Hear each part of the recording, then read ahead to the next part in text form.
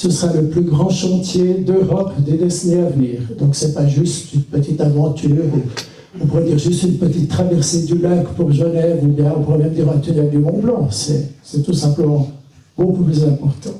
Suivant. Ici, on a une illustration qui permet de se faire une idée 3D, un peu bande dessinée de la réalité. Donc il y a la surface, le tunnel, il est en moyenne à 240 mètres sous terre. Je dis en moyenne parce qu'évidemment, quand il passe sous les montagnes, là, il peut être jusqu'à 400 mètres. Quand il passe sous le lac, il est, je ne sais pas, moins 70 mètres environ, je crois. Ce tunnel, il a un diamètre intérieur de 5 mètres et demi. Donc, il faut que le diamètre de forage des tunneliers qui vont grignoter la montagne progressivement aura un diamètre de 6 mètres et demi. Suivant. Ça, c'est le tracé en déroulé. On peut voir justement, le tracé, c'est la ligne pointillée.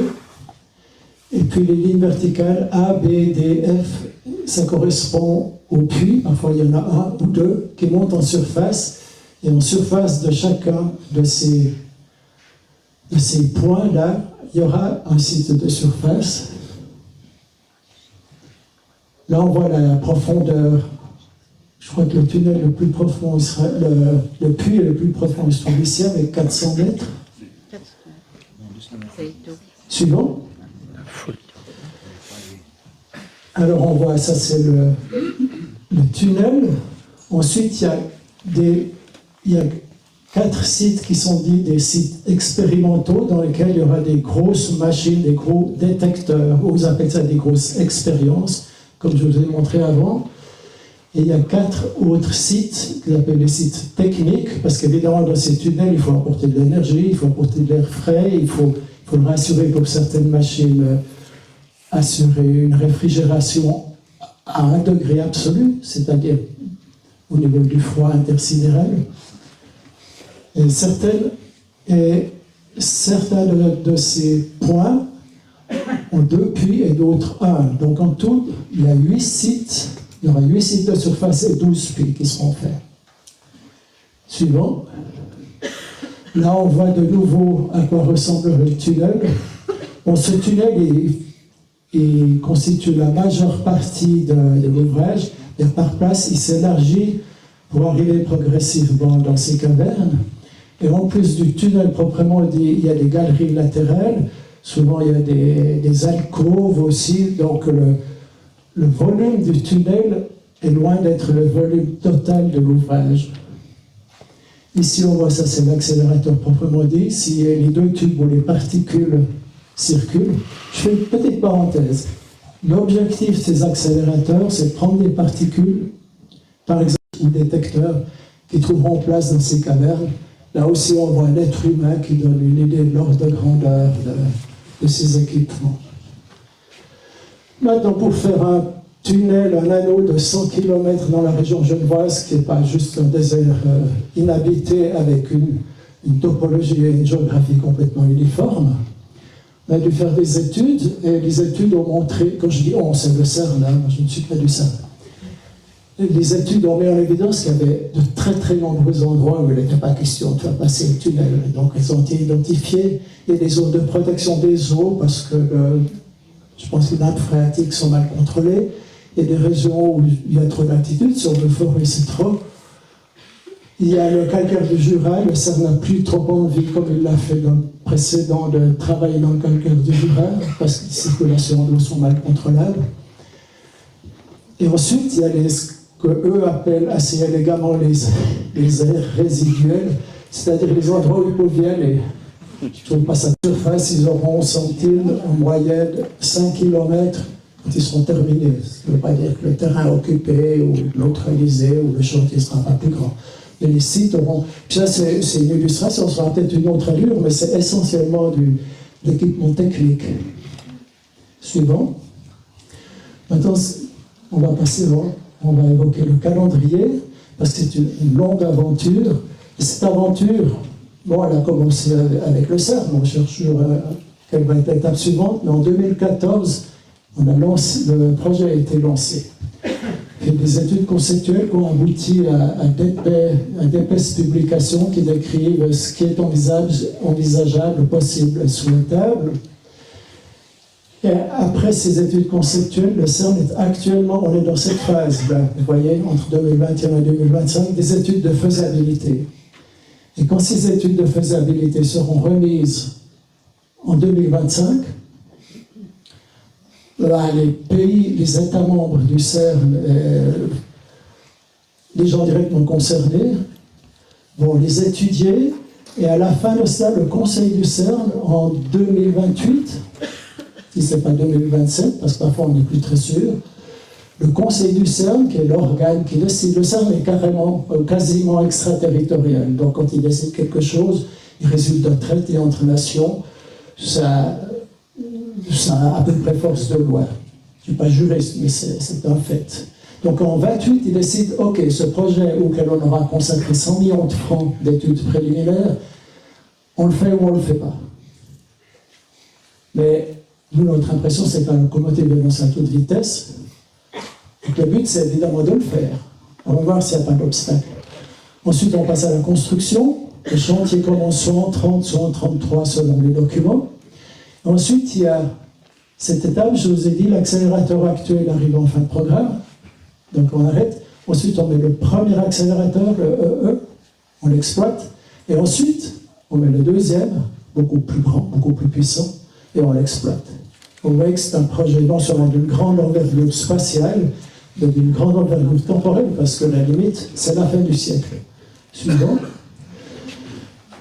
Maintenant, ce projet, il est stupéfiant, on peut trouver ça admirable, l'audace, la motivation scientifique, ou mettons aussi beaucoup la motivation, il y a beaucoup de construction, il y aura de l'argent qui circulera, il y a un travail d'ingénieur considérable. Simplement, évidemment, un projet de cette ampleur soulève beaucoup de questions. Notre association, on a isolé 3, mais il y en a d'autres. D'abord, quel est l'impact de ce projet sur la transition énergétique, qui est rendue nécessaire par le souci de décarbonation en raison du réchauffement climatique?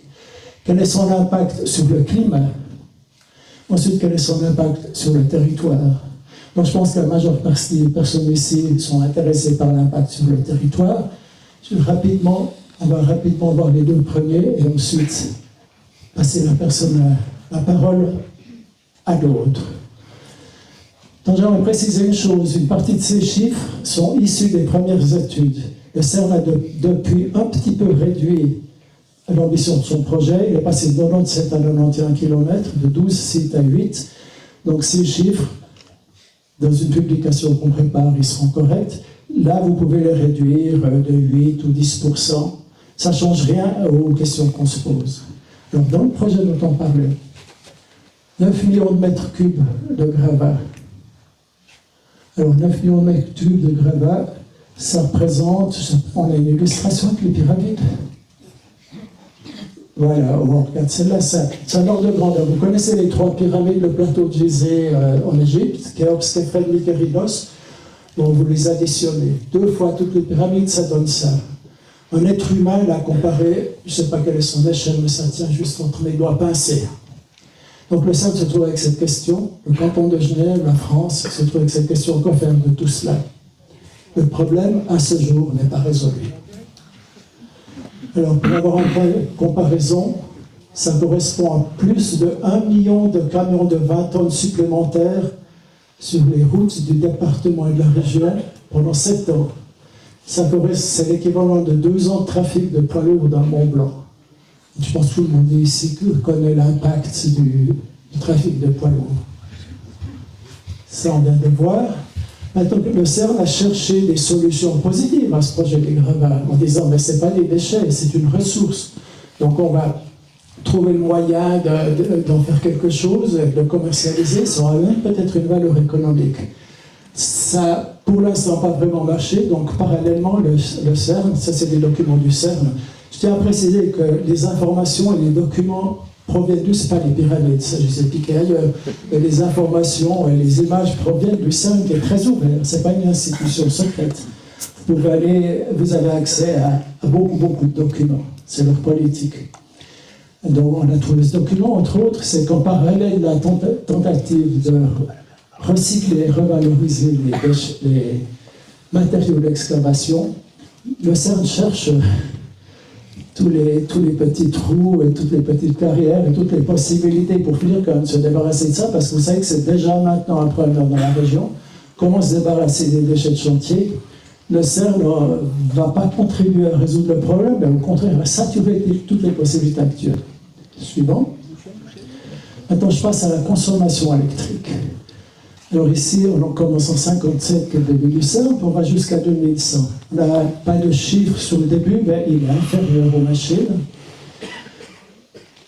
Chacune de ces lignes rouges correspond à une des différentes machines dont je vous ai parlé. C'est la consommation du CERN au moment où cette machine est sa machine réelle. Donc le CERN, actuellement, il consomme dans les 1,4, c'est à 1400 gigawattheures. Je vous donnerai les points de comparaison tout à l'heure. Quand il passera au LHC, haute luminosité, il arrivera là.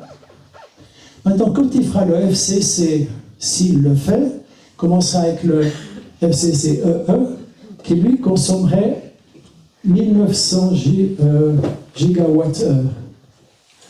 Ensuite, quand il passerait au FCC HH, qui est l'ambition du projet, le tunnel est dimensionné pour recevoir cette machine. Donc il ne s'agit pas de faire une machine, puis ensuite voir si on fait la suivante. Il est entièrement envisagé sous l'angle de cette machine. Là, on atteindra 4000 gigawattheures. Maintenant, un point de comparaison. Le canton de Genève, tout compris, habitants, ménages, industrie, administration, hôpital, sauf le CERN, qui n'est pas inclus dans cette addition, sommes 2900 gigawattheures. Et essayez de construire une machine qui consommerait tout seul plus que tous les transports publics suisses. Maintenant, les transports publics suisses, ils transportent, je parle de Suisse parce que je suis suisse, ils transportent 3-4 millions de personnes par jour. Je ne sais plus combien de centaines de milliers de tonnes de marchandises. On peut dire que ces personnes se déplacent pour rien, mais ils remplissent une sorte d'utilité sociale qui est évidente. Est-ce que ça, ce serait pour créer ces collisions spectaculaires, il faut dire, de particules les unes contre les autres? Suivant. Alors, on voit que la question de la consommation d'électricité, on verra l'effet climatique après, aussi qu'il est en contradiction avec les engagements. C'est très difficile de demander aux gens et aux entreprises et de faire des efforts que beaucoup de gens font et beaucoup d'entreprises font d'économiser l'énergie, puis de voir en parallèle le CERN, une organisation internationale, dire oui, mais nous, on a un autre projet. Nous, on a un projet qui consiste à ajouter à ce qu'on est en train de faire maintenant. On a une bonne idée, quoi. On va faire une autre machine en plus. Donc il y a une contradiction. Maintenant, les États autres, que sont la France et la Suisse, sont contents d'avoir le CERN à cause de son rayonnement, puis que le CERN est évidemment une organisation prestigieuse qui travaille extrêmement bien dans son domaine, essaie de la conserver, donc déclare qu'elles sont d'intérêt public, alors que 99% des gens ne sont pas vraiment intéressés par ce qui se passe au niveau des bosons de Higgs. Suivant. Celle-là. Ça, c'est des points de comparaison. Il n'y avait pas le dia avec le... Voilà. Et ça, ce sera la fin. Ce dont je vous ai parlé de manière un peu chronologique, en fait, de manière chronologique, on peut décomposer tout ce que je vous ai dit en 5 étapes. D'abord, on creuse le tunnel. Ensuite, on installe le premier accélérateur. Ensuite, on l'exploite. Ensuite, on l'enlève. On installe le second. Et ensuite, on exploite le second. Et sur ce schéma, on additionne les émissions de gaz à effet de serre que cela engendra. Donc il y a le CO2, ils ont beaucoup de gaz fluoré, tout ça est exprimé en équivalent CO2, comme on fait dans les études du climat. Ça, c'est le tunnel qui est déjà un gros ouvrage. Ça, ce serait son impact sur le climat. Ensuite, installer les machines dedans. C'est des estimations que nous avons fait, nous. Installer des calculs, les machines, ce serait ça. Additionner, ça fait le chiffre rouge. Le chiffre rouge, ici, c'est chaque fois la somme de tout ce qui a été envoyé dans l'atmosphère. Ensuite, pendant l'exploitation du premier, ça, c'est l'effet, l'impact sur le climat des gaz fluorés que le CERN diffuse, parce qu'ils travaillent beaucoup avec des gaz fluorés pour ces détecteurs et pour sa cryogénie. Et ça, ce serait les gaz à effet de serre envoyés dans l'air en lien avec la consommation électrique. Ensuite, nouveau chantier, installation des nouvelles machines. Et ensuite, le FCCHH, ça ce serait au fil des années les quantités qu'il mettrait, la somme des quantités qu'il émet dans l'atmosphère, et ça électricité. Si vous voyez la somme, l'impact, ici il arrive, on a à peu près 90 millions de tonnes équivalent CO2, en tant que la réduction du projet du CERN, à nos estimations, on est plus près de 75-80. Et voilà la situation, voilà le projet que le CERN se propose de réaliser. Suivant, je crois qu'avec ça, j'ai terminé. Voilà. Pour poser le problème. Mais sur ce site, et je pense que beaucoup d'entre vous agissent de même, et donc on n'était pas du tout au courant. Et ça, c'est vraiment le premier problème. Bon, alors, on va continuer le point. Le premier souci, c'est, comme il l'a dit, ce sont les gravats. C'est une montagne de gravats, et vous voyez que même les gens du BTP s'inquiètent de ce problème. Alors ici, je ne sais pas trop, mais on est suffisamment proche de la frontière, j'imagine, pour avoir les gravats du côté suisse qui viennent s'enterrer ici, plus tous les gravats que nous-mêmes, nous créons. Et donc, ça veut dire que, vous avez vu la carte avec tous les points rouges, on dirait que la région a la rougeole, hein, ce sont tous les endroits où on enterrera tous ces gravats. Et vous avez vu qu'il y a des centaines de points et qui vont très très loin du collisionneur, enfin du tracé du collisionneur, puisque au nord, on allait jusqu'à Fribourg, à l'est, on va jusqu'à Martigny, à l'ouest, on va jusqu'à Lyon, et au sud-ouest, on va jusqu'à Grenoble. Donc c'est quand même une surface très très importante.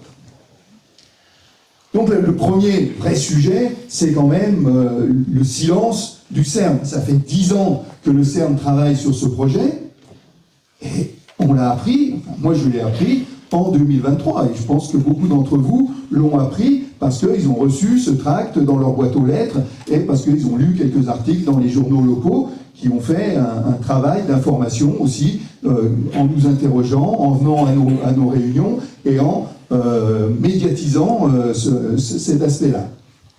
Donc pourtant, il y a eu des articles dans la presse scientifique dès 2019. Mais moi, je ne suis pas du tout scientifique, donc je ne lis pas du tout ces revues, qui en plus sont des revues très très pointues, donc pas destinées vraiment au grand public. Et le CERN dit avoir fait des informations aux maires de toutes les communes du pourtour. Et il y en a un bon paquet. Mais je ne sais pas si ici il y a eu cette information, mais en tout cas, partout où on est passé, il n'y a pas eu de retombées, ou très peu de retombées, de la part des conseils municipaux, de la part des élus, de la part des députés, de la part de la préfecture, de la part du CERN. C'est quand même ce soir, c'est nous qui faisons cette information, cette réunion, et manifestement c'est un succès. Il y a plus de gens, enfin il y a pas mal de gens qui sont debout, malheureusement, et ça devrait être le CERN qui devrait être là, et pas nous. Et pourtant, c'est le contraire. Donc il y a quand même eu un arrêté préfectoral, et là, c'est là que ça a commencé un peu à bouger, parce que le CERN a voulu faire des sondages dans les terrains pour savoir ce qu'il y avait un petit peu dessous, et donc les gens ont reçu des arrêtés, hein, ça vient de la préfecture, et ça leur dit qu'ils vont devoir permettre l'entrée sur leur propriété d'agents du CERN. Voilà, donc, par exemple, la communication du CERN, voilà ce qu'on trouve dans une vidéo du CERN, le dialogue repose sur un dialogue permanent avec les collectivités, bon, les associations, les habitants, depuis 2023, en lien étroit avec les autorités, les propriétaires et l'utilisateur parcelle. Bon, à mon avis, les seuls liens qu'il y a entre les propriétaires, par exemple ici à Cercier, à Charbonnet, à Groisy, etc., ben, c'est des lettres recommandées qui vous disent attention, on va venir sur vos terrains, on va faire des trous avec des mots que les gens ne comprennent pas forcément, du genre sondage pyrotechnique. Alors, moi, sondage pyrotechnique, c'est qu'on met une bombe dans le sol et puis on regarde ce qui se passe, quoi. Et s'il n'y a pas d'explication, c'est pas très très clair. Ensuite, on a des impacts agricoles. Le CERN a l'intention, vous avez vu le plan, de faire des émergences, ils appellent ça des émergences, qui font 5 hectares.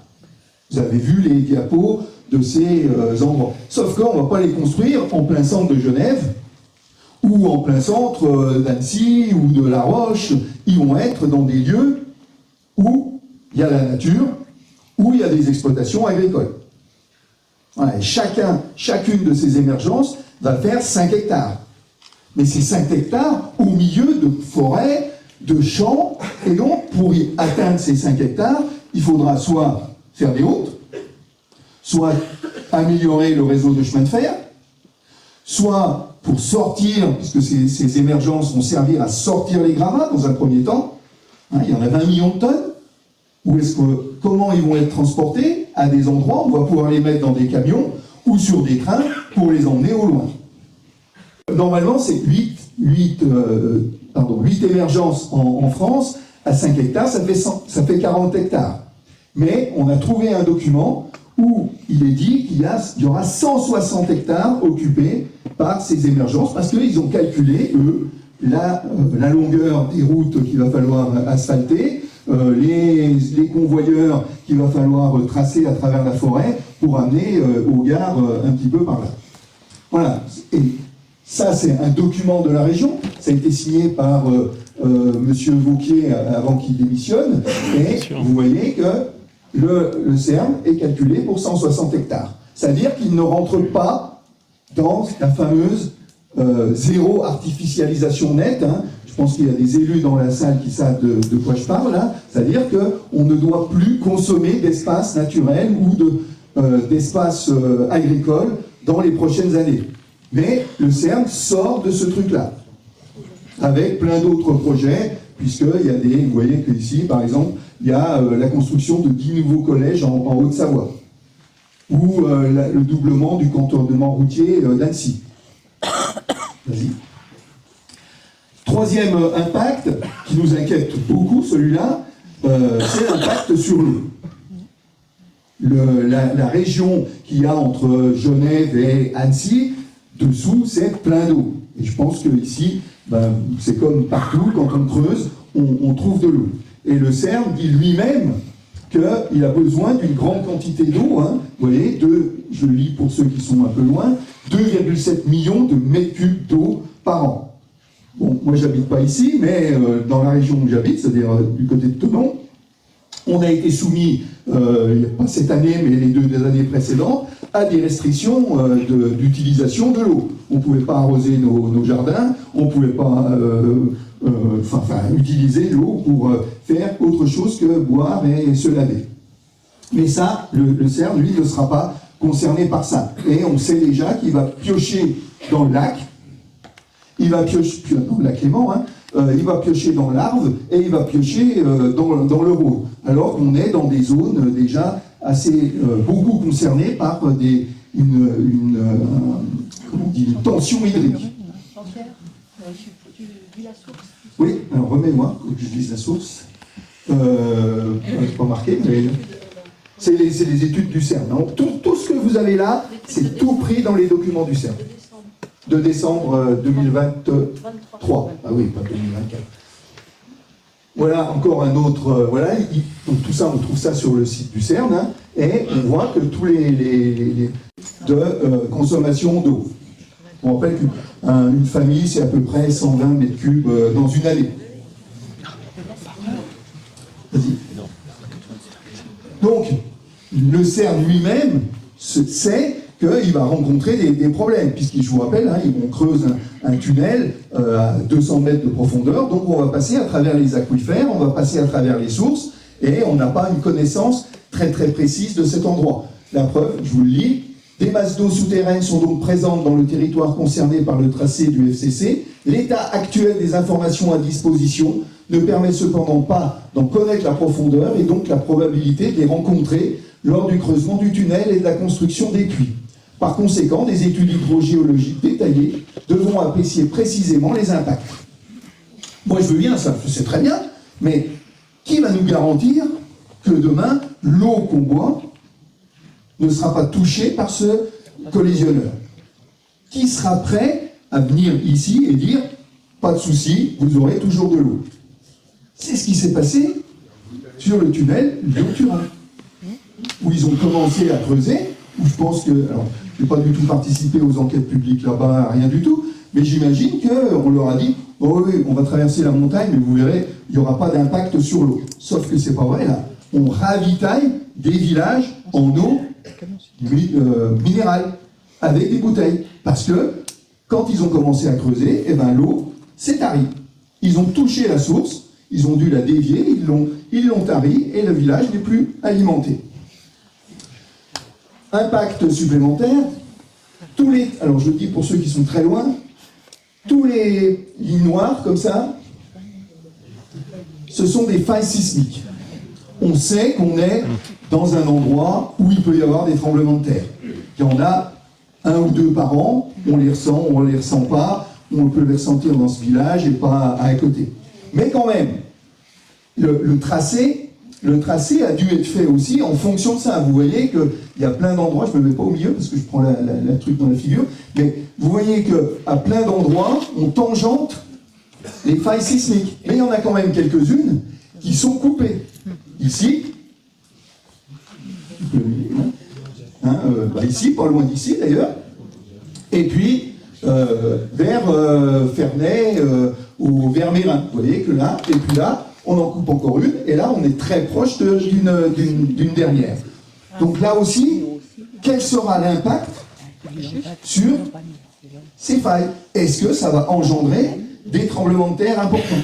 Moi, j'aurais bien aimé que le CERN, en amont de tout ça, vienne nous dire, ben voilà les problèmes qu'on va avoir, voilà les solutions qu'on essaye de trouver pour résoudre ces problèmes. Alors, les autres impacts. On est quand même dans une région très tendue. Alors, je ne connais pas le prix du mètre carré ici, mais je suppose qu'il n'est pas donné. Et on va avoir l'arrivée d'équipements, de gens qui vont venir travailler ici. Dans les bases que vous avez vues tout à l'heure, ça sera ouvert, par exemple, Aurélien Barraud, qui dit dans un de ses bouquins, « Peut-on sérieusement aujourd'hui envisager sans frémir de construire dans les décennies à venir un grand accélérateur de particules consommant une énergie supérieure au térawattheure par an, coûtant plusieurs dizaines de milliards d'euros et nécessitant la réalisation d'un tunnel souterrain de 90 km de long, requérant l'excavation de près de 10 millions de mètres cubes de molasse. » Est-ce dit ?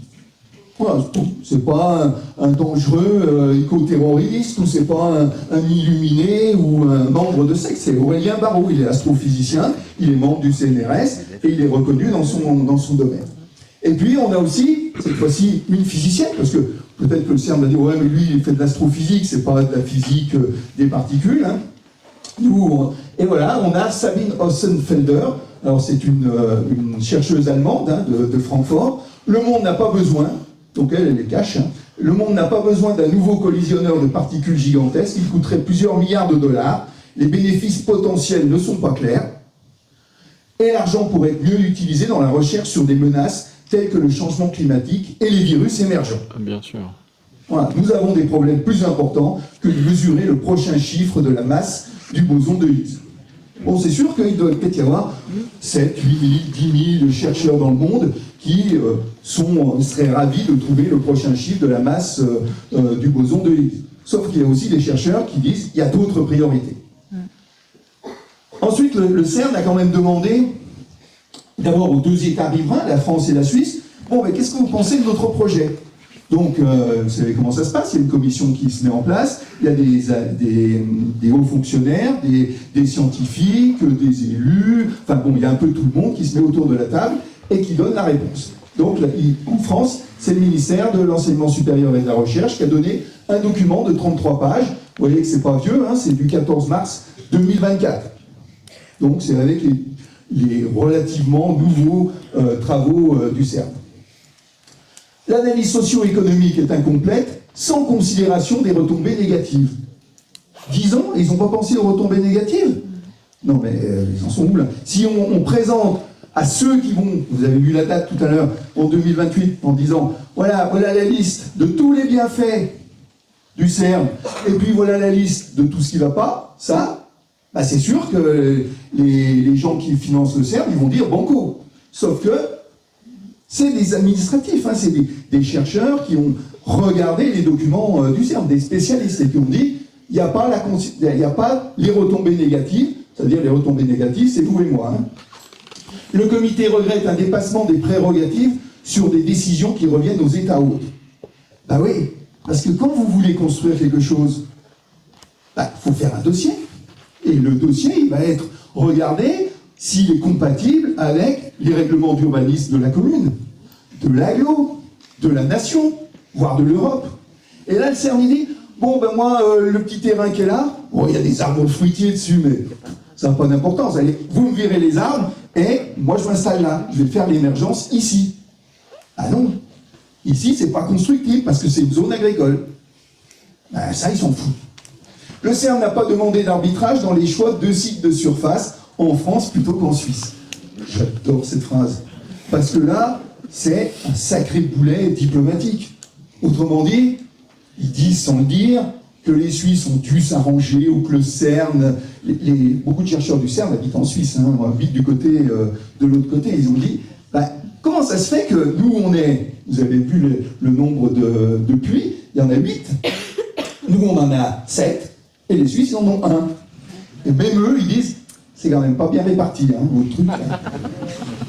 Ensuite, les Suisses. Les Suisses qui hébergent le CERN, hein, je vous rappelle. Donc, eux, ils ont fait que 15 pages. Pareil, ils disent, vous n'êtes pas occupé des autorités locales. En Suisse, c'est pas comme ici, hein. D'où le préfet, il dit un truc au maire, le maire, il doit obéir.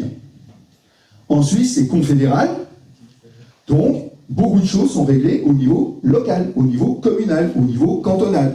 Et là, la Suisse fédérale dit, vous n'avez pas bien consulté les élus locaux. Hein.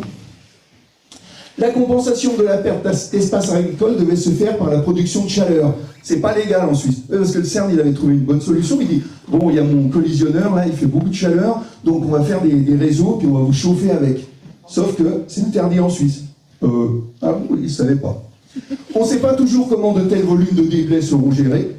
Donc ils trouvent que les documents, aussi, hein, ils trouvent que les documents qui ont été préparés par le CERN ne sont pas très bons, pour dire simplement. Et puis la réutilisation de la molasse est interdite en Suisse. Il y en a 20 millions de tonnes. Hein. Donc le CERN, alors on n'a pas mis cette petite diapo, mais il y avait, si, elle était mais très rapide, le CERN avait prévu plein d'utilisations de la molasse. Il y avait même Elon Musk qui avait dit « Moi, la molasse, je m'en occupe ». Bon, il était venu au CERN, paraît-il. Et puis, ils s'inquiètent quand même, vous avez vu le petit passage sur la radioactivité, ils disent « Des mesures radiologiques doivent être effectuées avant et après la construction du collisionneur ». Ben oui, il ne faut pas qu'on dise après écoutez, ici, il faudra peut-être aller habiter ailleurs parce qu'il y aura peut-être des radiations. Donc ils vont faire des mesures avant et puis des mesures après. Je prends mon cheval et je vais vous emmener promener dans notre avant-pays au Savoyard. Donc en fait, on va vous montrer les impacts sur les sites de surface les plus proches, c'est-à-dire celui de Marlioz évidemment, Marlioz-Cercier. Et j'avais pensé à Dingivulbins, est-ce qu'il y a des personnes du secteur de Dingivulbins dans la salle? Ok, donc j'avais quand même mis une petite présentation là-dessus, en espérant qu'ensuite on puisse aller présenter sur votre secteur directement. Donc là. Voilà, donc ça c'est la position du site de surface, et vous voyez en rouge le tunnel et puis les galeries annexes. Enfin, je ne connais pas trop le principe, mais ça va se situer ici, donc on voit l'autoroute. Et puis on voit les chemins tout le tour qui vont être goudronnés, élargis, etc.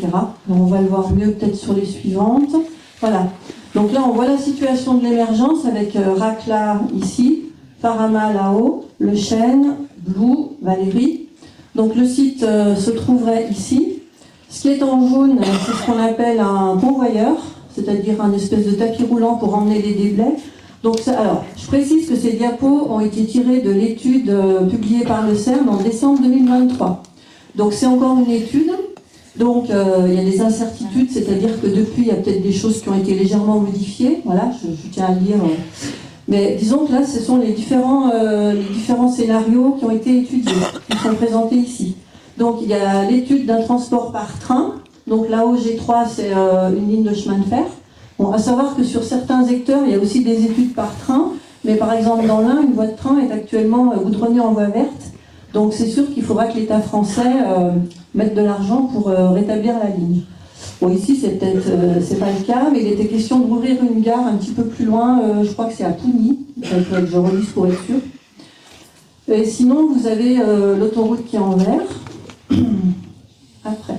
Donc la suivante, donc voilà, nous en tant que défenseurs des chemins ruraux, quand on voit cette diapositive, ça nous fait un petit peu sursauter parce qu'il y a énormément de chemins ici qui risquent d'être impactés. Donc ce qui est en rouge, c'est l'itinéraire poids lourd par l'est jusqu'aux zones de chargement. Alors, il y a une zone de chargement qui est prévue aussi par autoroute, mais il faudra l'accord de l'État français parce qu'actuellement, sur cette zone-là, il n'y a pas d'accès direct depuis l'aire qui est ici. Il n'y a pas d'accès direct vers les villages voisins. Donc si le CERN envisage, comme là-haut on voit en bleu, une aire de stockage en turquoise, je vais mettre au bout de mon doigt ici, s'ils veulent qu'il y ait une connexion vers l'autoroute, il y aura des aménagements à faire aussi, donc à voir avec l'État, avec l'accord de l'État français. Alors en jaune, ça serait un convoyeur dans l'hypothèse d'un tapis roulant, cette fois-ci par transport autoroutier. Et puis en rose, c'est aussi un itinéraire poids lourd. Donc vous voyez tous les chemins qui sont impactés. Voilà, on continue. Alors ici, c'est aussi le transport routier. Donc vous voyez toutes ces petites choses en couleur. Là, ce sont des itinéraires à élargir, à renforcer, portions neuves, donc itinéraires à créer. Donc vous voyez le village de Blou, là, qui va recevoir de la visite, par exemple. Enfin, tout ce que vous voyez avec des pointillés, donc ce sont des itinéraires potentiels pour des camions, etc. Et puis les petits 11, 12, 13, 14, 15, ce sont les points qui posent des problèmes, où il faudra renforcer, faire des ponts, etc. Alors, sur Marius-Cercier, donc ici vous voyez, on aperçoit, c'est le tube qui passe ici. Donc à savoir qu'il y a une hésitation entre deux sites. Là en noir, c'est parcelle alternative. Donc bon, ici on voit pas très très bien, mais ici c'est chez Papet, donc qui est sur Cercier. Et puis là, c'est les Albins, et là-haut, c'est les Pras, le hameau des Pras sur Cercier. Donc la parcelle alternative se trouvait à droite en montant au Pras depuis la SPA, pour ceux qui connaissent. Et finalement, le choix se porte plutôt sur ce site-là. Voilà, donc là, c'est la version la plus récente du site. Donc en noir, vous voyez le site lui-même. Et autour, il y a une zone, alors on demandera ce que ça veut dire ZEI, là je ne peux pas affirmer ce que c'est. Et à savoir que la partie assurée a une surface de 6 hectares, et autour ça fait environ entre 9 et 10 hectares.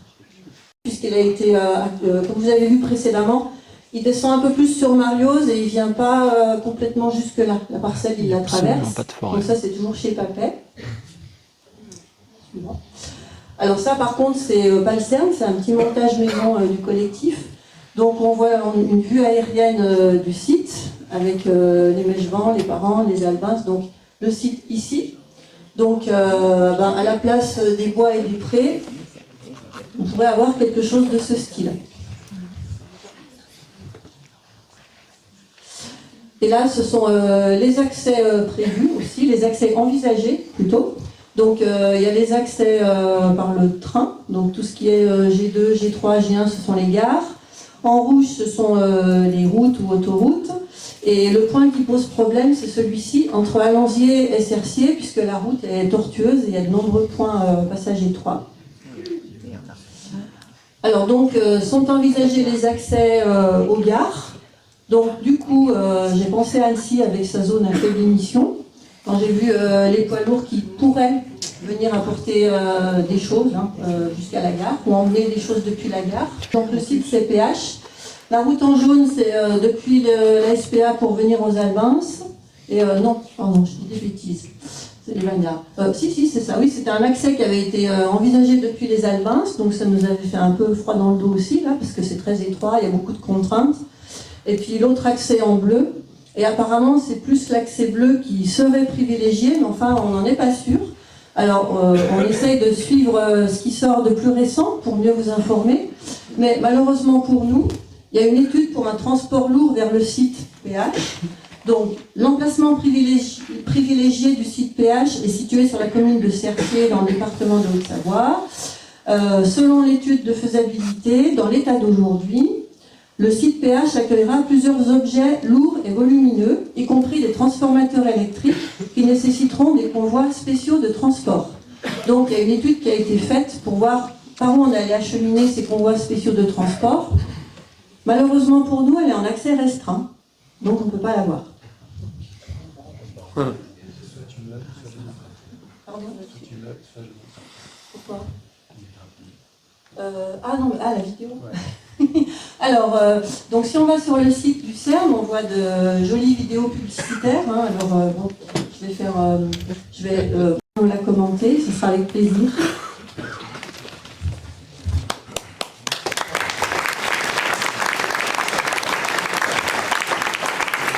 Merci, bonsoir à tous. Alors nous, on est l'association UC Merveille, donc on a été créé en 2021, un petit peu après le Covid, et on a voulu en fait mettre en valeur toutes les beautés de la vallée des Us, non pas pour attirer du monde supplémentaire, mais pour les habitants, pour que tout le monde prenne conscience de la beauté des lieux. Et on a dû malheureusement se rendre à l'évidence sur plusieurs choses, c'est-à-dire les Us sont en manque d'eau de plus en plus au fil des ans. Peut-être certains ici se sont rendus compte qu'il y a 2 ans en arrière, pendant l'été, en 2022, il y a 6 communes de la vallée des Us qui ont dû être ravitaillées en eau potable, donc 2 à proximité de Frangy, 4 sur le plateau des Bornes. Et puis on a découvert aussi, il y a un peu plus d'1 an, qu'il y avait des PFAS, donc c'est-à-dire des polluants éternels au niveau de Bassy. Donc s'il y a des polluants éternels au niveau de Bassy, dans l'eau des Us, c'est qu'il y en a en aval. Voilà, donc on a dû se concentrer finalement sur quelques dossiers qu'on n'avait pas du tout envisagé de travailler. Et là-dessus, on a appris en plus qu'il y avait donc ce projet du CERN pour lequel on avait très peu d'informations, pour lequel on est allé questionner les élus qui nous disaient on a peu d'informations, on a rencontré le CERN, ils nous ont dit 2-3 choses, mais finalement on a peu d'éléments. Et puis en grattant un petit peu avec les autres associations, on a vu qu'il y avait quand même un dossier de 579 pages, comme on vous l'a dit tout à l'heure, qui était sorti au mois de décembre, et finalement à la parcelle près on savait où ça allait passer. Donc on a essayé de vous faire une petite simulation pour vous montrer en fait le site de Cercy-Maralios qui est concerné. Donc là, ce qu'il faut imaginer, c'est que vous avez la route qui file en direction de Choisy, dans le bas, et là vous avez la montagne, le hameau de Cercier, et donc le bas que vous voyez, c'est les Us à proprement parler. Voilà, donc toute la zone concernée, elle se trouve ici. Ce qu'il faut savoir, c'est qu'à l'heure actuelle, en fait, il n'y a qu'une partie des propriétaires qui a été informée, mais finalement seulement une partie infime par le CERN, c'est ceux, et plutôt par un cabinet d'avocats en fait, c'est ceux qui sont concernés par les prospections. C'est-à-dire qu'il y a énormément de propriétaires qui ne sont pas encore au courant et qui sont pourtant concernés par la zone qui est impactée. Voilà, donc c'est sur site. Trop fort.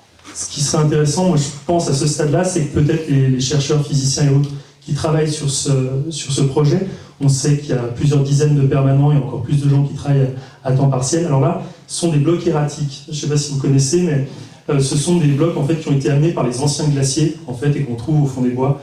Pour ceux que ça intéresse, c'est très joli. Et voilà, donc on va détruire cette merveilleuse nature, apporter pas mal de nuisances aux riverains, jouer un petit peu aux apprentis sorciers avec la nature, et puis finalement, en fait, on va détruire ce qu'on a de plus précieux ici, c'est-à-dire peut-être qu'on n'a pas les commerces de proximité, il y a plein de choses qu'on n'a pas, on n'a pas les choses culturelles à portée de main, pour faire quelque chose de ce style-là.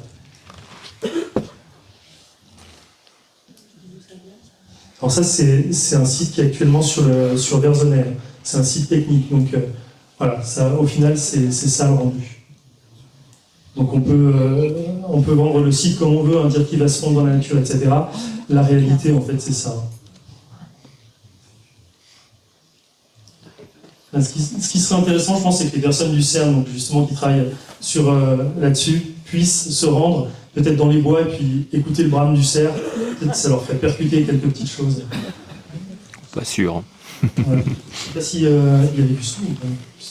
Non, non. Voilà, donc ce qu'il faut imaginer aussi, bien sûr, c'est les dizaines de milliers de rotations de camions de chantier, les pelleteuses et bulldozers, etc. sur site. Donc autant vous dire que sur les routes de campagne, si vous aimez rouler à vélo, vous déplacez tranquillement, vos enfants peut-être aussi, faut oublier, autant dire que la qualité de vie, ça va être très largement impacté. Voilà, on aurait préféré vous vendre de très belles choses ce soir et puis vous parler de la merveilleuse beauté de la vallée des Us et puis toutes les initiatives des citoyens, des associations, etc. qui font vivre la vallée. Malheureusement, on est rendu là parce que le CERN ne fait pas son travail d'information et puis laisse toute la population un peu dans l'ignorance, quoi. Et au début, on pensait qu'effectivement, il n'y avait pas trop d'infos pour l'instant, puis plus on gratte, plus on se rend compte qu'en fait, c'est des mensonges, et puis nous, on n'est pas trop quand on nous ment, quoi.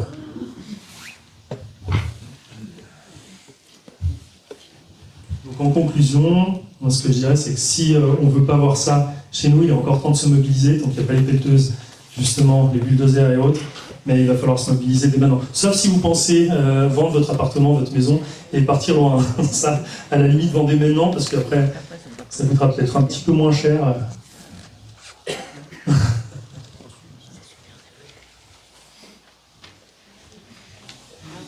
Voilà, et puis on sera disponible pour des questions à la fin, du coup.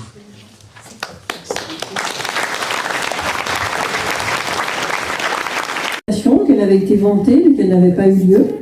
Alors, il y a une diapo aussi dans une présentation qui a été faite à Londres en juin, une présentation du projet. Et dans la présentation qui est faite à Londres, donc pas chez nous, vous voyez ce qui est en jaune, Collective Meetings took place. Donc, Collective Meetings, ce sont des réunions collectives, je pense, hein, publiques. Et donc, je l'ai quand même montré à monsieur Dutoit, de Marioz, pour lui dire, mais vous avez eu quelque chose. Et en fait, il a dit pas du tout. En fait, avant le mois de mars 2024, là où donc les représentants du CERN sont venus, il n'y avait eu aucune visite de qui que ce soit du CERN à Marioz, qui reçoit quand même un site de surface. Donc, il y a quand même des publications mensongères. Ensuite, so far no showstopper, donc ça veut dire qu'il n'y a pas d'éléments qui freinent le projet, tout va bien, on avance, tout est calé. Donc, ça nous a un petit peu tout de même, enfin on a trouvé ça un peu méprisant de dire qu'on était d'accord, qu'il y avait eu des réunions publiques, on dit ça très loin de chez nous, et chez nous on n'a absolument pas d'informations.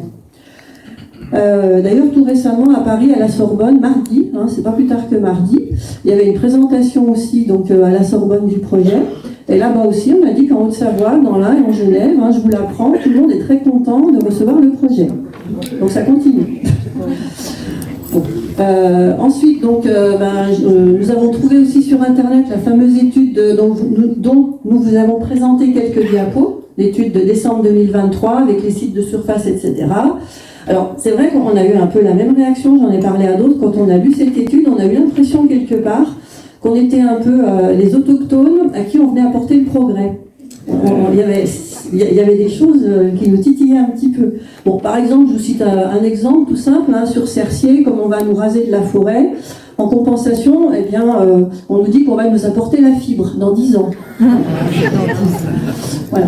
Et bien, autrement, c'est de l'eau chaude. Donc, par exemple, la Vulbins, ce que je vous ai montré à Vulbins, c'est qu'il y a une zone agricole protégée et une zone boisée protégée. Bon, bah, donc, il est écrit qu'il faudra des compensations, de bonnes compensations. Mais en général, en France, ben, c'est de l'eau chaude, quoi. Et comme disait Nicolas Jean, ben, nous, on a besoin de nature.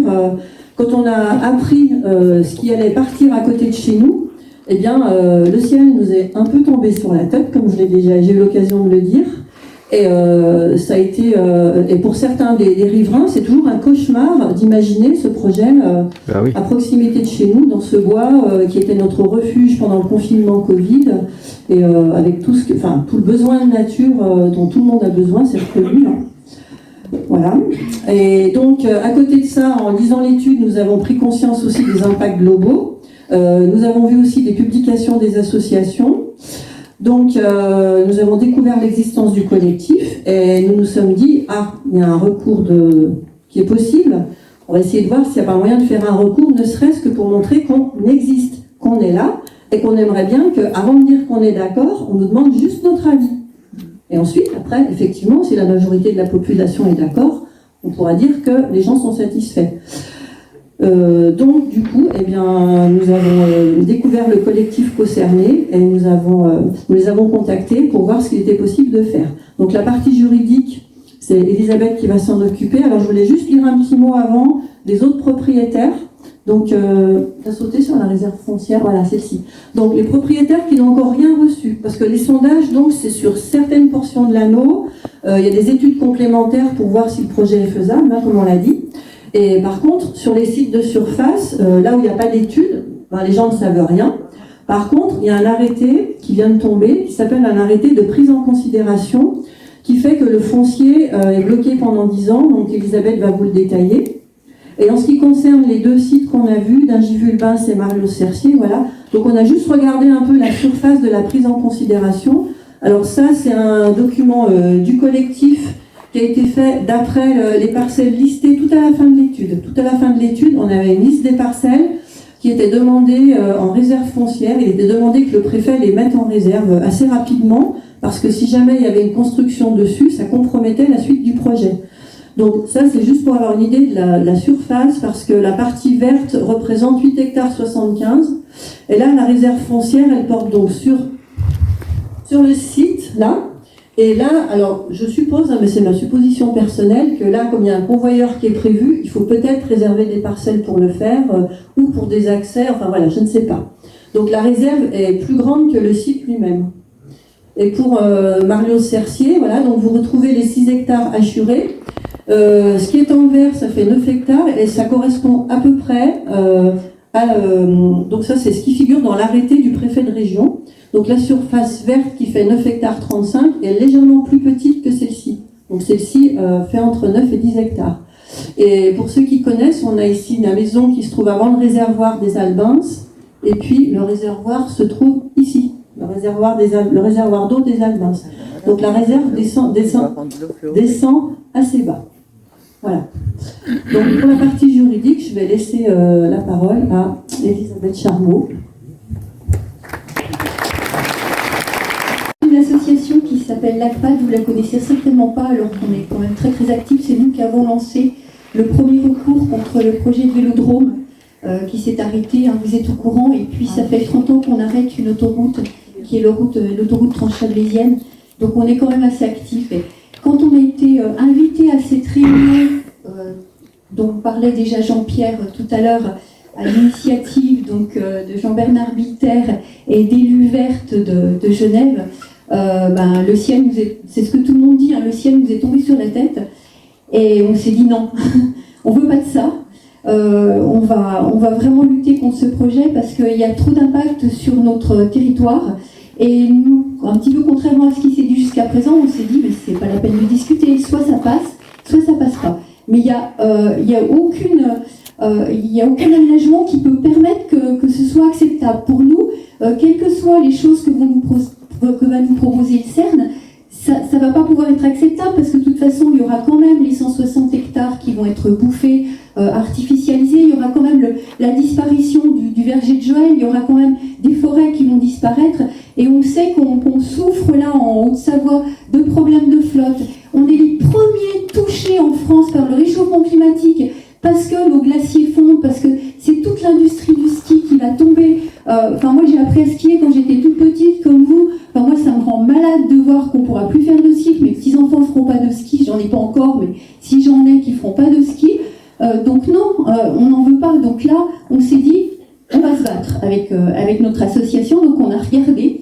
Et puis c'est là qu'on s'est rendu compte qu'on était déjà un petit peu en retard, parce que le projet il était quand même déjà bien saucissonné.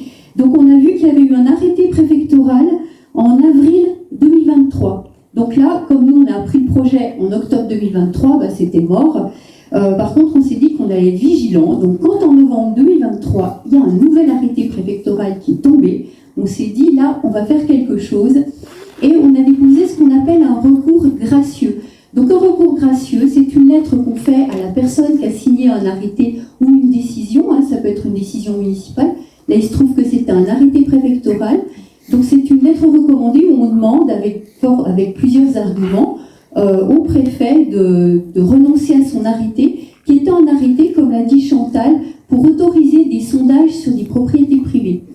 Donc on n'a pas eu de réponse au recours gracieux, donc ça nous a laissé encore 2 mois pour faire un recours contentieux. Donc on a un recours contentieux qui est parti en juin 2024 contre les arrêtés d'occupation des terrains pour faire des études, des forages, des sondages. Voilà. Et puis on a quand même bien rigolé parce que des fois on fait un boulot, on est bénévole, mais quand on rentre chez nous, des fois, on n'a pas le moral parce qu'on se dit, mais les choses avancent et puis on a du mal à tout freiner. Mais des fois, on rigole bien. Et cet arrêté du mois de décembre 2023, il nous a franchement fait rigoler parce que c'était, il y avait des choses qui étaient recopiées d'un arrêté de Mézinges. Mézinges, c'est un petit village à côté de Thonon, dans lequel il y aurait potentiellement un pont-rail qui se construirait si l'autoroute se faisait, pour que l'autoroute passe sur les rails. Et donc, il parlait de SNCF. Et donc, c'est là que j'ai regardé, et il n'y avait aucune raison de parler de SNCF, simplement, il s'était trompé dans l'arrêté. Et donc, là, on s'est dit, mais ils font n'importe quoi à la préfecture, et ils font tellement n'importe quoi, que le même arrêté, avec le même numéro, la même date, ils l'ont ressorti, ce qui est complètement illégal, hein, vous faites ça, c'est pas possible, mais en enlevant SNCF, en mettant le CERN. Donc voilà, vous quand vous écrivez à l'administration que vous vous trompez, oui au mois de juillet en plus, c'était sorti longtemps après, quand vous écrivez à la préfecture et que vous vous trompez dans les dates ou je sais pas quoi, on vous tombe dessus, faites ça avec les impôts puis vous allez voir. Voilà, donc ça m'a encore plus en colère. Donc voilà, donc là cet arrêté préfectoral est en cours de... Enfin, il y a eu un recours déposé, donc on appelle ça un recours sur le fond, voilà. Donc c'est un recours qui n'est pas suspensif, donc ça n'empêchait pas les gens du CERN de pénétrer, enfin les gens mandatés par le CERN, c'est le cabinet... Marcellion. Donc le cabinet Marcellion pouvait quand même pénétrer dans les champs, et c'est ce qui s'est passé. Donc il y a certains sondages qui ont pu être commencés, mais là on a quelques propriétaires quand même qui étaient un petit peu remontés, qui ont empêché les prestataires d'accéder au terrain parce qu'il manquait des affichages, enfin c'était pas tout en règle. Et nous quand on a vu ça, on a vite déposé un recours, un référé suspensif. Donc quand il y a un recours sur le fond qui a été déposé, donc il peut être jugé au tribunal administratif de Grenoble 2 ou 3 ans après, là quand quelque chose commence, on peut faire un arrêté suspensif, enfin un référé suspensif. Donc là c'est ce qu'on a fait, et le référé suspensif est passé. Donc c'est le cabinet Hugues-Lepage qui s'occupe de nous. On fait les choses vraiment du mieux qu'on peut. Hugues-Lepage, c'est un grand cabinet parisien. On s'est dit qu'un gros projet comme ça international, fallait qu'on tape très haut. Et donc Hugues-Lepage, c'est le cabinet de Corinne Lepage, qui est une ancienne ministre de l'Environnement. Voilà. Donc ça va nous coûter très cher, mais bon, si on veut avoir gain de cause, et vraiment faut qu'on gagne, parce que ce ne sera pas un demi-anneau qui passera et puis la moitié des conséquences qu'il y aura, ce sera tout ou rien. Voilà. Même si on vous dit on prendra moins d'eau, on consommera moins d'électricité, ce sera quand même effarant. Donc il faut vraiment... Enfin, nous, on a décidé avec notre association et les autres du collectif qu'on ferait tout pour bloquer ça, quoi. Donc voilà. Donc la contestation de l'arrêté s'appuie aussi sur le fait qu'il y aurait dû avoir une étude d'impact, et elle n'a pas été faite, et puis il y a d'autres choses comme ça. Je ne vais pas tout vous dévoiler là, parce qu'il y a des gens du CERN, hein. Donc voilà. Et puis là, comme le disait Chantal, le 3 octobre, nouvel arrêté. Donc là, c'était le préfet de région et pas le préfet de Haute-Savoie. Donc là, il y a des terrains qui vont être gelés. Je ne sais pas où est la diapositive, c'est celle-là. Hein. Donc là, c'est les terrains qui vont être gelés. Donc moi, que les terrains soient gelés par ici, je trouve ça pas plus mal comme ça. Vous êtes sûr que ça va rester en zone humide, en zone forêt, en zone agricole. Donc c'est pas mal. Par contre, que ce soit gelé, parce que le CERN pourra comme ça les racheter moins cher au prix de l'agricole et pas au prix du mètre carré constructible à Megève, ça m'embête un peu pour vous. Mais bon, voilà. Donc mais surtout, ça nous a miné quand on a vu ça, et ça nous a encore plus mis en colère. Hein. Puis quand on est en colère, on se bat. C'est que de voir que le CERN avait suffisamment avancé son projet pour se permettre de demander un arrêté préfectoral de ce genre-là, voilà, sur les communes concernées. Donc là, ça veut dire que c'est pas de la blague. Donc il faut vraiment se bouger, parce que si on en est à ce type d'arrêté, c'est que vraiment ça a beaucoup avancé. Voilà. Pour information, pour l'autoroute du Chablais, il y a eu ça a été dans le signe, il y a eu un moment où les terrains étaient plus bloqués du tout jusqu'à il y a 2 ans. Voilà. Donc là, ça veut dire qu'ils sont plus avancés que certains projets qu'on pense déjà réaliser en Haute-Savoie. Voilà. Et puis après, donc, là, le calendrier, c'est ça, hein, pour les recours, il va falloir attendre 3 ans. Le référé suspensif, par contre, ça peut être jugé dans 15 jours, 3 semaines. Donc là, venez nous épauler au tribunal, on va essayer de tous y être pour ce jugement. Et puis,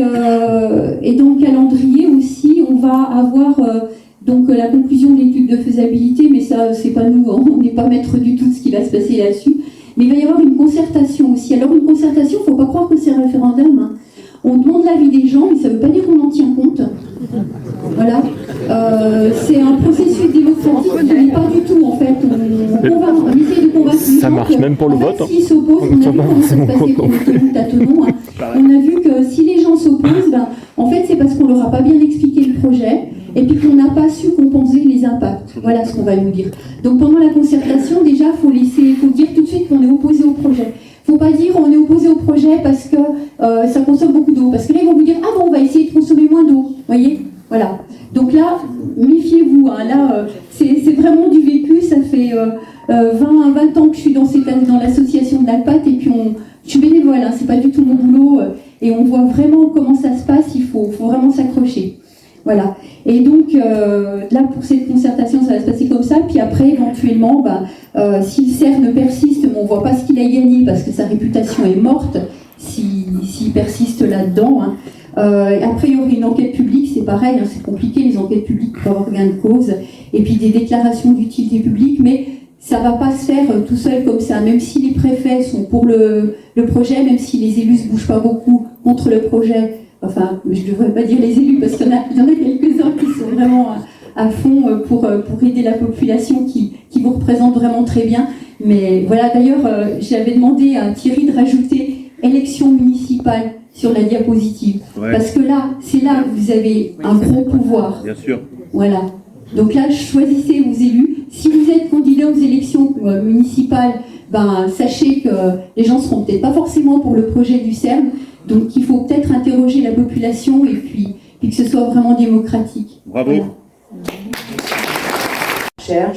C'est parce que si je suis entrée au CNRS, qui est un organisme remarquable que le monde entier nous envie, un organisme de recherche de 33 000 personnes, de 1100 laboratoires, tous à votre service. La recherche est au service de la société. C'est pas la société qui est au service de la recherche. On ne fait pas un projet, la recherche ne doit pas se permettre de mettre à mal le bien-être du vivant, le bien-être de l'environnement pour ses propres projets. Pour moi, c'est l'antagonie, c'est pas la recherche. D'ailleurs, la devise du CNRS, c'est élargir les connaissances pour les mettre au service de la société. Il y a 2 ans, le président du CNRS a été reconduit par Emmanuel Macron sur la devise « Mettre la recherche au service de la société ». Et il a ajouté « Et pour être au service de la société, la science, la recherche, se doit d'être interdisciplinaire ». Or ici, dans ce projet, où est l'interdisciplinarité? C'est de l'entre-soi des particules. J'ai essayé de trouver des collègues qui révoltaient par ce projet. Alors j'ai fourni à Jean-Pierre tout ce que j'avais trouvé. J'ai interpellé le comité d'éthique du CNRS qui m'a immédiatement répondu, sa présidente. Donc j'ai donné aussi l'article qui vous a été présenté, l'article 43, parce qu'il faut savoir qu'au niveau français, le CNRS est le seul à avoir inclus un article sur l'environnement concernant l'éthique par rapport à l'environnement, donc l'article que vous avez lu Jean-Pierre. On est les seuls. Au CEA, il n'y en a pas. Et au niveau de l'État, il y a le Conseil national d'éthique, mais ce Conseil national d'éthique ne concerne pour l'instant que les aspects santé et notamment la génétique. C'était au moment où ils ont fait les clones, c'est là que ça s'est... Mais ils n'ont pas encore introduit l'environnement et le CNRS est le premier à avoir introduit dans son comité d'éthique un aspect environnemental. Alors, moi, je dois dire, bon, j'ai interpellé aussi la direction du CN. Alors, il y a un problème quand même, c'est que pour cet article 43, qui inclut donc l'aspect environnemental dans le comité d'éthique, sa présidente m'a répondu, nous ne sommes hélas pas habilités à labelliser un grand instrument, éthique ou non éthique. Voilà, ça a été prévu, il y a un petit... Donc, à mon sens, c'est...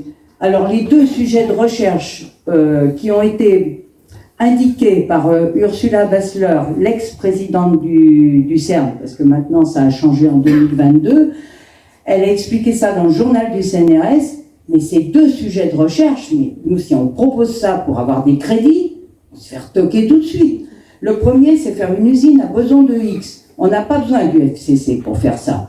Un petit tunnel de 11 km de long suffit largement. On n'a pas besoin de faire ça. Mais l'idée, c'est, on va faire d'une pierre deux coups. Parce qu'après, une fois qu'on aura creusé ce grand tunnel qui sert à rien pour les bosons de Higgs, on s'en servira pour aller aux hautes énergies.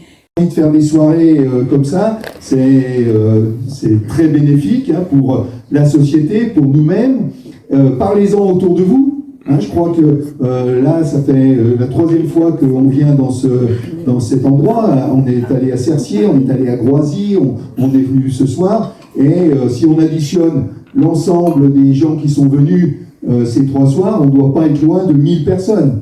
Donc il y a quand même un questionnement qui se passe. Questionnez vos élus. Jérémy, il est là. Mais questionnez vos élus, quelles sont les informations qu'ils ont, et puis surtout qu'ils fassent remonter les inquiétudes de la population aux préfets, aux gens du CERN, aux députés, aux sénateurs. Est-ce qu'il y a ce soir un député ou un sénateur là, dans la salle? Non, il devrait être ici. Peut-être que l'Assemblée nationale ou le Sénat aura à délibérer de la question. En tout cas, la prochaine fois que vous les croisez dans une manifestation, eh ben, interrogez-les sur ça fonctionne. Donc là, il y a la pétition. On a fait une pétition sur change.org. Si vous flashez, je vais voir des centaines de téléphones là. Ils l'ont déjà signé. Bien. Là, vous avez le Facebook du collectif et, alors c'est peut-être un peu rapide pour flasher, mais on va les mettre et puis vous les retrouvez au fond, il y a des papiers avec les QR codes. Et puis, on est en train de créer un site, parce qu'en même temps, il faut qu'on fasse la partie juridique, comme l'a dit Elisabeth, il faut qu'on fasse la partie mobilisation, comme on fait, et puis il y a toute une partie information. Tout à l'heure, on a rappelé qu'on est peut-être les seuls citoyens, j'allais dire dans le monde, à avoir lu les 579 pages du mémoire du CERN. Ils publient énormément. Eux, ils sont payés pour ça, nous, pas nous. Hein. Voilà, donc flasher. Ah, faut pas éteindre. Flasher ça. Alors celui-là, il sera en ligne dans quelques jours. Il est en ligne. Voilà. Vous pouvez vous inscrire à la newsletter. On va vous informer plus régulièrement maintenant. Oui, je renouvelle tout de même mes remerciements à la mairie et au conseil municipal de Marioz, non seulement pour le prêt de la salle, mais pour leur aide et leur soutien. Parce qu'il faut quand même savoir que sur Dingy, je ne sais pas, mais Vulbens-Valérie, on a eu des refus d'organisation de ce genre de réunion. Les maires refusent carrément. Voilà, donc merci à eux. Il y a la FNU.